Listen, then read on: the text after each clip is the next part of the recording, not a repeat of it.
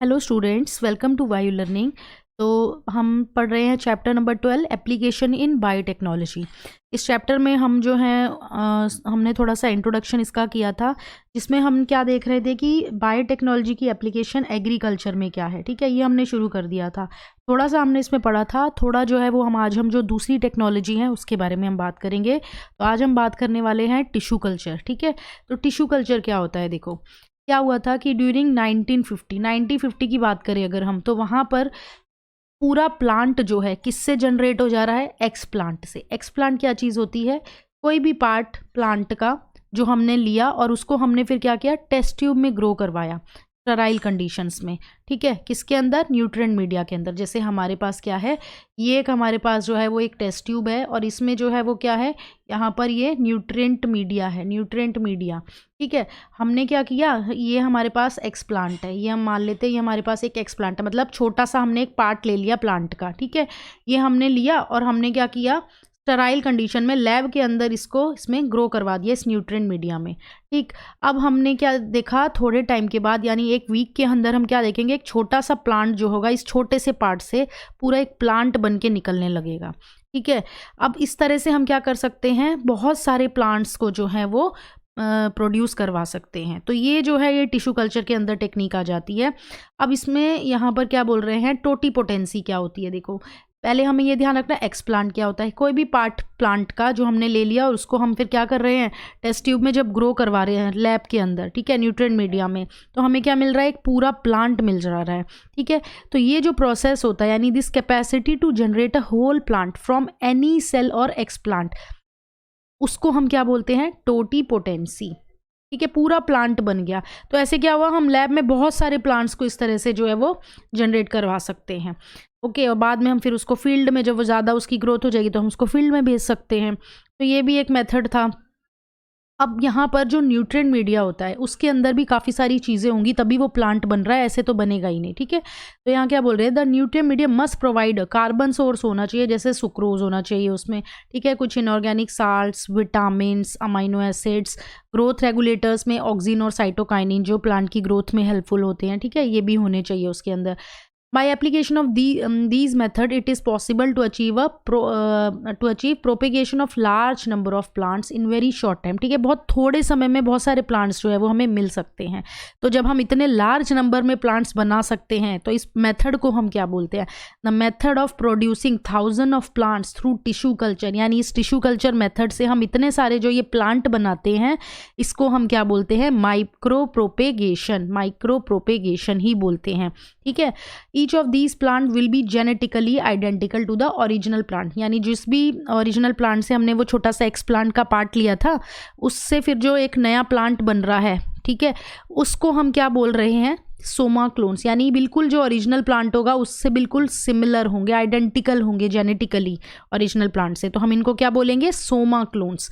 Many important food plants like tomato को हम ऐसा कर सकते हैं, बनाना, एप्पल, इन सब में हम जो है वो कमर्शियल लेवल पे हम इस टिश्यू कल्चर मेथड को यूज़ करते हैं। नेक्स्ट जो एप्लीकेशन है, अनदर इंपॉर्टेंट एप्लीकेशन इस मेथड की है जो टिश्यू कल्चर की, वो क्या है? Rediscovery of healthy plant from disease plant. जैसे मान लेते हैं कोई प्लांट है, उसको क्या हो गई, कोई बीमारी है, यानी उसके अंदर कोई इन्फेक्शन है, बैक्टीरिया, वायरल, कुछ भी इन्फेक्शन उसके अंदर हुआ है, लेकिन जो उसका मेरिस्टेम पार्ट होता है, यानी जो उसकी एपिकल मेरिस्टेम और एक्सिलरी मेरिस्टेम है, ठीक है, उसमें जो है वो इन्फेक्शन नहीं है, यानी वायरस फ्री। हम मान ले रहे हैं कि जो प्लांट है उसके अंदर वायरस का इन्फेक्शन हुआ है, लेकिन जो उसका मेरिस्टेम है उसके अंदर वायरस नहीं है, वो फ्री है। ठीक है, तो हम क्या करेंगे, उसकी मेरिस्टेम को रिमूव कर लेंगे। ठीक है, मेरिस्टेम को रिमूव करके फिर उसको वापस वैसे ही न्यूट्रिएंट मीडिया के अंदर हम ग्रो करवाएंगे लैब में, और देखेंगे क्या, जो हमारे पास जो न्यू प्लांट आएगा वो कैसा होगा? वायरस फ्री होगा, पूरा प्लांट जो है वो इन्फेक्शन से फ्री हो जाएगा। यानी हम क्या कर रहे हैं इस मेथड से, डिजीज्ड फ्री प्लांट्स जो हैं वो भी बना सकते हैं। ये बहुत ही अच्छा तरीका है प्लांट को डिजीज से फ्री करने का। Scientist have succeeded in culturing meristem of banana, sugarcane, potato. अब देखो यहाँ पर साइंटिस्ट ने कौन कौन से प्लांट्स में ये काम किया है? बनाना में, शुगर केन में और पोटैटो में जो है वो ये चीज़ कर चुके हैं। अब देखो यहाँ पर हम पढ़ने वाले हैं किसके बारे में? सोमेटिक हाइब्रिडाइजेशन के बारे में। है। इस मेथड में क्या होता है उसको जरा हम समझते हैं। देखो साइंटिस्ट ने क्या किया, they have isolated single cells from plants and after digesting their cell wall have been able to isolate naked protoplast यानी सराउंडेड बाय प्लाज्मा मेम्ब्रेन। यानी यहाँ पर क्या हुआ, प्रोटोप्लास्ट आइसोलेशन की बात चल रही है। साइंटिस्ट ने क्या किया, जो प्लांट थे उनका जो सेल वॉल था, ठीक है, प्लांट का सेल वॉल रिमूव कर दिया, ठीक है, सेल वॉल रिमूव कर दिया। अब क्या है, जो सेल है उसके अंदर क्या प्रेजेंट है, उसकी सिर्फ प्लाज्मा मेम्ब्रेन है, साइटोप्लाज्म है और न्यूक्लियस प्रेजेंट है। इसको हम क्या बोल रहे हैं, इसको हम बोल रहे हैं प्रोटोप्लास्ट। तो साइंटिस्ट ने क्या किया, आइसोलेट कर लिया प्रोटोप्लास्ट, ठीक है। अब इस प्रोटोप्लास्ट आइसोलेशन से होगा क्या, isolated protoplast from two different varieties of plants each having a desirable character can be fused to get hybrid protoplast। क्या हुआ, किसी एक प्लांट का लिया प्रोटोप्लास्ट, ठीक है, दूसरे प्लांट का प्रोटोप्लास्ट लिया और क्या किया, फ्यूज करवा दिया, तो क्या मिला, हाइब्रिड मिल गया, ठीक है, क्योंकि एक प्लांट में कुछ अलग कैरेक्टर है, दूसरे प्लांट में कुछ अलग कैरेक्टर है। दोनों के प्रोटोप्लास्ट को आइसोलेट करने के बाद हमने जब फ्यूज करवाया तो हमें क्या मिला, हाइब्रिड प्रोटोप्लास्ट मिल गया, हाइब्रिड प्रोटोप्लास्ट मिल गया, जिससे क्या हुआ, हमने एक नया वैरायटी का प्लांट हमें मिल गया, ठीक है। अब यहाँ हम जो पढ़ने वाले हैं वो पढ़ेंगे हम किसके बारे में, सोमैटिक हाइब्रिडाइजेशन। अभी देखो हमने क्या पढ़ा, हमने देखा पहले प्रोटोप्लास्ट आइसोलेट कैसे किया, उसके बाद प्रोटोप्लास्ट को आइसोलेट करना क्यों था, ताकि हम क्या कर सके, एक हाइब्रिड वैरायटी क्रिएट कर सके, ठीक है। अब यहाँ पर ये जो हाइब्रिड प्रोटोप्लास्ट थे, यानी दो डिफरेंट प्लांट्स को जब हमने फ्यूज करवाया उनके प्रोटोप्लास्ट को, तो ये जो हाइब्रिड हमें मिल रहा था इसको हमने क्या बोला, सोमैटिक हाइब्रिड, तो हमने बोला सोमैटिक हाइब्रिड। और प्रोसेस क्या कहला रहा है, ये सोमैटिक हाइब्रिडाइजेशन।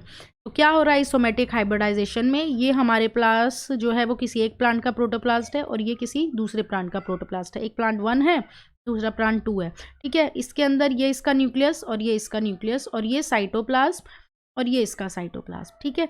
हमने क्या किया, सबसे पहले प्रोटोप्लास्ट फ्यूजन में क्या होगा, इनकी प्लाज्मा मेम्ब्रेन आपस में कांटेक्ट करेगी। तो ये जो प्लाज्मा मेम्ब्रेन है दोनों की, ये आपस में कांटेक्ट कर रही है, ठीक है, प्लाज्मा मेम्ब्रेन कांटेक्ट कर रही है। फिर क्या हो रहा है, यहाँ पर एक जो है वो ब्रिज सा बन रहा है, ठीक है। फिर उसके बाद क्या हुआ, प्लाज्मा मेम्ब्रेन कांटेक्ट कर गई, फिर उसके बाद देख रहे हैं साइड, ये इसका साइटोप्लाज्म और ये साइटोप्लाज्म भी आपस में फ्यूज होने लग गया है।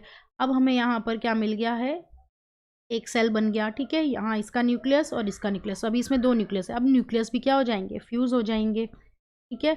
और हमें क्या मिल जाएगा, सोमैटिक हाइब्रिड मिल जाएगा, कि हम मान ले रहे हैं 2 न्यूक्लियस जो है वो फ्यूज हो गए, ठीक है। तो हमें क्या मिल गया, सोमैटिक हाइब्रिड मिल गया। और इस प्रोसेस को हमने क्या बोला, इसको हमने बोला सोमैटिक हाइब्रिडाइजेशन, ठीक है। अब इसमें यहाँ पर एक सिचुएशन हमें बोल रहे हैं, क्या सिचुएशन हमें दी गई है इसमें, हमें इस सिचुएशन में क्या बोल रहे हैं, imagine a situation when a protoplast of tomato is fused with that of potato. यानी हमने क्या किया, एक किसका प्रोटोप्लास्ट आइसोलेट किया, टमाटो का, टमाटर का ले लिया, और दूसरा हमने किसका ले लिया, दूसरा हमने ले लिया आलू का, ठीक है। आलू और टमाटर दोनों का प्रोटोप्लास्ट लिया और दोनों को जब हमने फ्यूज करवाया तो हमें क्या मिला, एक नया हाइब्रिड, सोमैटिक हाइब्रिड, जिसको हमने क्या बोला, पोमैटो, ठीक है, पोमैटो। अब यहाँ पर क्या था कि हम जो चाह रहे थे कैरेक्टरिस्टिक कमर्शियल लेवल पर यूज़ करने के लिए, वो चीज़ नहीं हो पाई। तो क्या था, unfortunately this plant did not have all the desired combination of characteristic for its commercial utilisation. तो बहुत ज़्यादा जो थे कैरेक्टरिस्टिक हमें इस चीज़ को करके नहीं मिले, ठीक है, कमर्शियल लेवल पे। तो देखो अब जो है ये हमने एप्लीकेशन जो है बायोटेक्नोलॉजी की एग्रीकल्चर में, इसमें हमने टिश्यू कल्चर, सोमैटिक हाइब्रिडाइजेशन, सब के बारे में पढ़ा।